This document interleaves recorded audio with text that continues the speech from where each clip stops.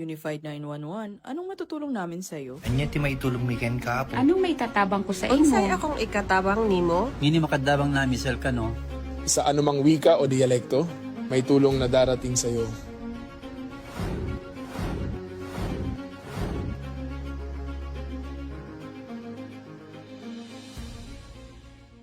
Lilingkod sa bawat Pilipino at magbibigay ng tamang impormasyon para sa tahimik at maayos na Pilipinas. Police News Network, alagad ng batas, tagapagtaguyod ng balitang pulis, sandigan ng mamamayan, patnubay ng katotohanan. La Campo Crame, maghahatid ng pinakahuling kaganapan at nagbabagang balita. Ito ang PNN Police News Network. At ngayon, ang inyong mga tagapagbalita.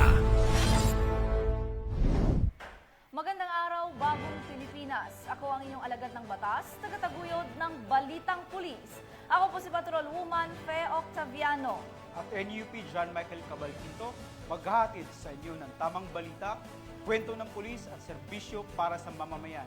At ito ang PNP News Online. Ang pangunahing balita ng Police News Network, alagad ng batas, tagataguyod ng Balitang Pulis.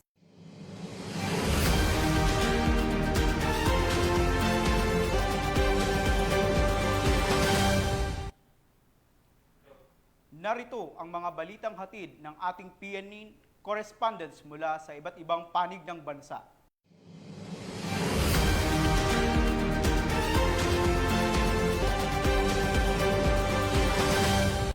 Isinagawa ng Police Regional Office 1 ang turnover at blessing ng 7 bagong service vehicle bilang bahagi ng patuloy na pagpapalakas ng kakayahan ng kapulisan sa rehiyon. Ang detalye ng report mula kay Police Corporal J.R. Dalmendo.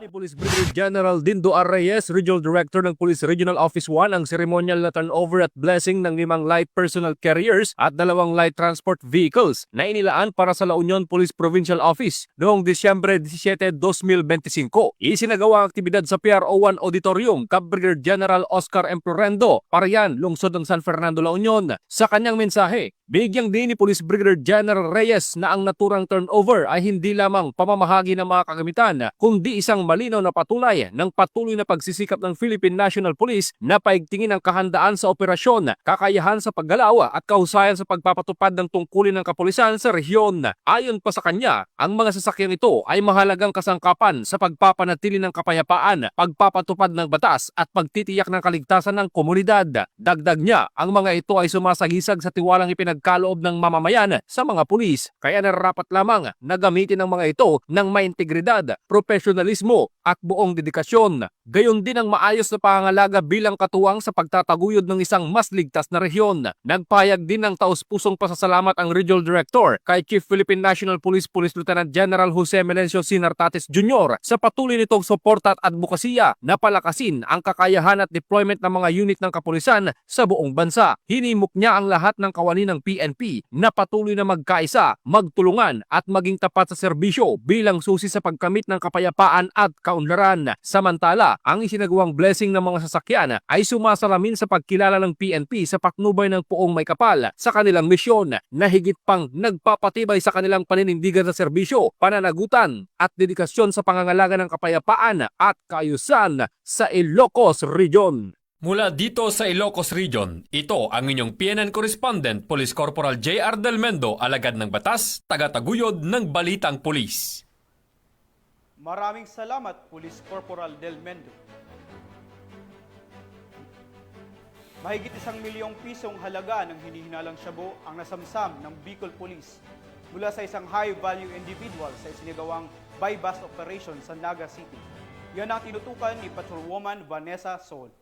1 milyong pisong halaga ng hinihinalang shabu ang nasamsam ng PNP Bicol sa ikinasang buy-bust operation sa Barangay Concepcion, Pequeña, lungsod ng Naga. Isinagawa ang operasyon dakong alas 12 ng madaling araw ng pinagsanib na puwersa ng City Drug Enforcement Unit, City Intelligence Unit at Police Station 2 pawang mga unit ng Naga City Police Office sa pakikipagtulungan ng Philippine Drug Enforcement Agency Regional Office 5. Sa naturang operasyon ay naaresto ang isang high-value individual na kinilalang si alias Jules, 29 na taong gulang at residente ng Naga City. Nakumpiska mula sa sospek ang humigit kumulang 150 grams na hinihinalang shabu na may tinatayang kabuang halaga na 1,020,000 pesos, gayon din ang buy-bust money at iba pang kaugnay na ebidensya. Agad na ipinalam sa sospek ang dahilan ng kanyang pagkakaaresto at ipinaliwanag sa kanya ang kanyang mga karapatang konstitusyonal sa wikang kanyang naiintindihan. Samantala,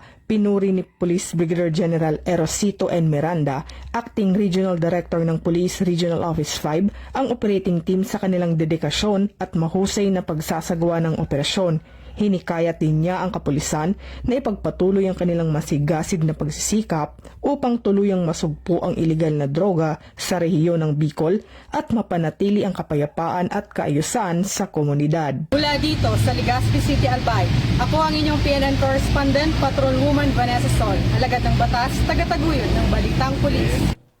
Maraming salamat, Patrolwoman Sol. At sa tuloy-tuloy na operasyon ng pulisya kontra iligal na droga, nakumpiska ang mahigit 600,000 pisong halaga ng shabu ng mga operatiba ng Cebu City PNP mula sa isang babaeng high-value individual. Magbabalita dyan si Patrolwoman Judith Nicanor. Suwak parehas ang isang babaeng high-value individual matapos itong maulihan ng higit 681,000 halaga ng hinihinalang shabu sa isinagawang buy-bust operation ng Cebu City PNP sa General Street, Barangay Sawang Calero, Cebu City noong 17 ng Desyembre taong kasalukuyan. Kinilala ni Police Captain Giancarlo M. Reyes, Officer in Charge ng Police Station 6, Cebu City Police Office, ang high-value individual na suspect na si alias Cherry, 56 anyos, na residente ng Belgium Street, Barangay Suba, Cebu City. Batay sa ulat, bandang 1:15 ng madaling araw na ikinasa ng mga operatiba ang buy-bust operation na nagresulta sa pagka-aresto ng suspect at pagkakumpiska ng 5 plastic sachets ng hinihinalang shabu na may timbang na 100.2 grams at 681,360 pesos na standard drug price, buy-bust money at isang pouch. Kasulukuyang inihahanda ang mga kaukulang dokumento para sa pagsasampa ng kaso laban sa suspect para sa paglabag sa Section 5 at 11 ng Republic Act 9165 o Comprehensive Dangerous Drugs Act of 2002. Tiniyak ng mga kapulisan ng Cebu City na magpapatuloy ang kanilang maigting na operasyon laban sa illegal na droga bilang bahagi ng adhikain para sa isang ligtas at mapayapang komunidad sa ilalim ng bagong Pilipinas. Mula dito sa Cebu City, ako ang inyong Police News Network Correspondent, Patrolwoman Judith Nicanor, alagad ng batas, tagataguyod ng Balitang Pulis. Maraming salamat, Patrolwoman Nicanor. Naging matagumpay ang isinagawang oath-taking ng 397 bagong police trainees sa Police Regional Office 6 na sasailalim sa pagsasanay ng Public Safety Basic Recruit Course o PSBRC bago maging ganap na pulis. Nakibalita dyan si Patrolwoman Glyden Astrologo. Matagumpay na isinagawa ng Police Regional Office 6 ang oath-taking ceremony para sa mga matagumpay na aplikante bilang patrolman at patrolwoman sa ilalim ng calendar year 2025 attrition at regular recruitment program sa Camp General Martin Teofilo B. Delgado, Port San Pedro, Iloilo City. Nito lamang 16 ng Disyembre taong kasalukuyan. Kabuang 377 na bagong pulis ang nanumpa sa tungkulin, kung saan 300 ay mula sa attrition quota at 77 naman sa regular quota.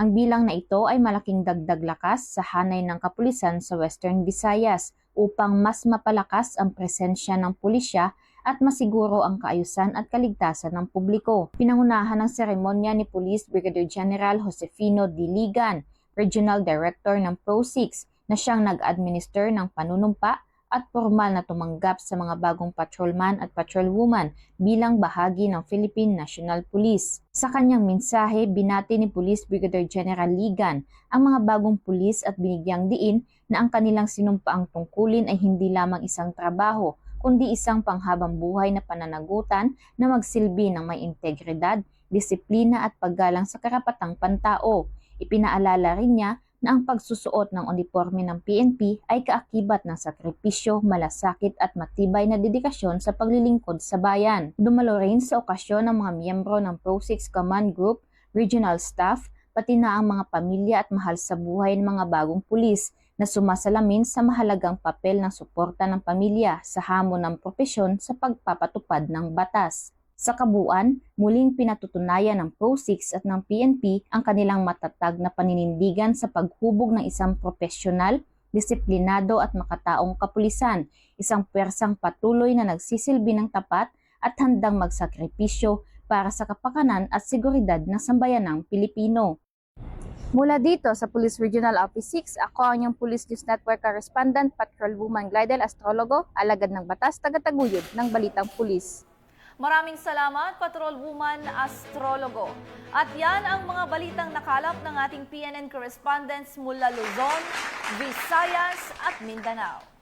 At mga ka-PNN, 7 days na lang, Pasko na!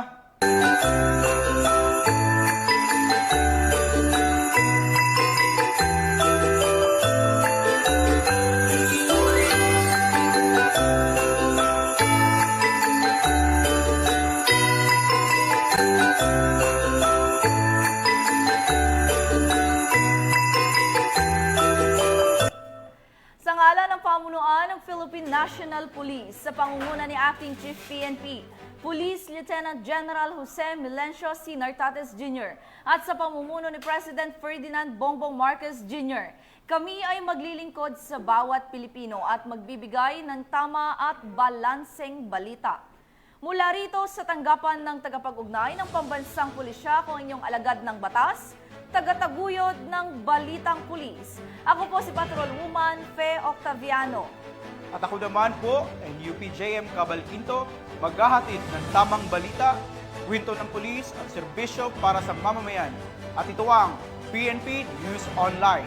Ang pangunahing balita ng Police News Network at ito ang bagong PNP para sa bagong Pilipinas. Serbisyong mabilis, tapat at nararamdaman.